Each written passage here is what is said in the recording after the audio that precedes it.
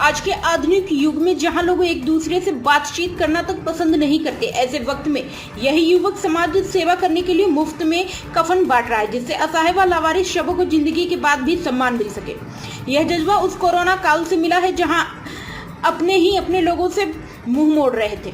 युवक के द्वारा बताया गया कि कोरोना काल में बहुत से सब ऐसे देखे गए जिनसे खून टपकता था, लेकिन उनको कफन तक नसीब नहीं हुआ।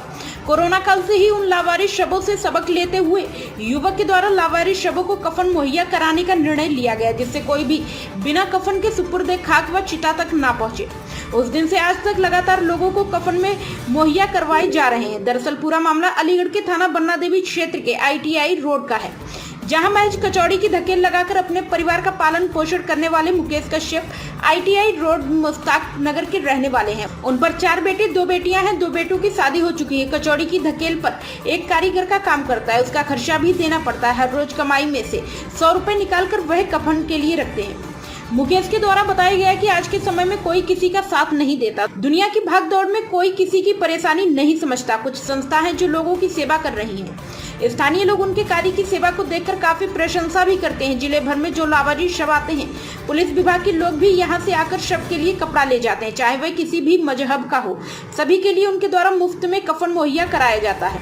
आर्थिक तंगी को लेकर भी 100 रुपए रोजाना की कमाई से निकालने से लोग हमेशा उन्हें प्रेरणा देते नजर आते हैं। अलग अलग थानों से लेकर रेलवे विभाग व जो भी लावारिस शव होते हैं उनके लिए कपड़ा यहीं से ले जाते हैं। मैं उनसे कोई भी पैसा नहीं लेता। मुझे बड़ा सुकून मिलता है। मेरे परिवार इसमें पूरा सहयोग करता है। मैंने अपने परिवार से भी कह दिया है कि मेरे मरने के बाद भी यह काम जारी रहना चाहिए। समाज के लिए कुछ कर गुजरने वाले लोग आज भी मौजूद हैं। इसका अंदाजा मुकेश के कार्यों से लगाया जा सकता है। मुकेश कश्यप नाम है मेरा। आप जो कफन का काम करते हैं, कैसे क्या करते हैं? जी, ये ऐसा है, जब मैं छोटी मोटी संस्थाओं से जुड़ा हुआ था और जो सेवा का काम करती हैं समाज का, उसी आधार से मैंने ये देखा कि कुछ बॉडियों में ब्लड टपकता हुआ आता है, तो उसको ही देखते हुए मैंने ये काम शुरू किया।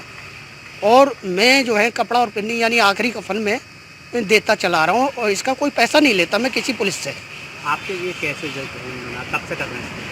मैं करीबन यूँ मान के चलिए कि कोरोना टाइम से ही कर रहा हूँ मैं, और अब तक कर ही रहा हूँ, और आने वाली पीढ़ी के लिए भी ये कह रहा हूँ कि इस काम को जारी रखें।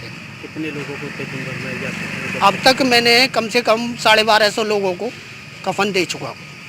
ये किसी इसके लिए कहाँ से पैसा मिलता है? जी, मेरी एक छोटी सी शॉप है कचौड़ी की, मैं इसी से मेरा परिवार चलता है, और इसी से ही वो पैसा जो मैं कमाता हूँ उसी में से प्रतिदिन 100 रुपये करीब निकालता हूँ, और उसी से मैं ये सारा काम करता हूँ।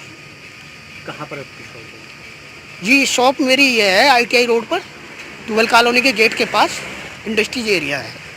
लोग आपसे कैसे संपर्क करते हैं, कैसे? जी, वैसे तो मैं शुरुआत में तो मैं जहाँ पे पोस्ट मास्टर हाउस है वहाँ पर ही देने गया था।